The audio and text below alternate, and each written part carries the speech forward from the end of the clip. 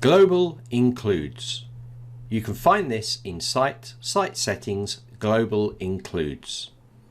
So this feature allows you to put code into all of the pages in your site in one go. This could be used for Google Analytics code. This could also be used for scripting that you wish to put in the head section of all of the pages in your site. I also note that we have the box for Course Player.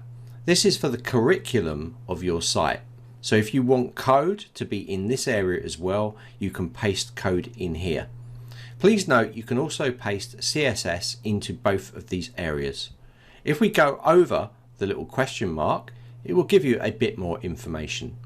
Additional code you'd like to include in the head section of all pages in your site. Only script and style. Course Player information. Additional code you'd like to include in the head section of the Course Player. Only script and style is allowed. This makes it very convenient to put code in all of the pages in your site in one area. This is Global Includes. When you add the code, make sure you click Update. Test your site that it all works okay.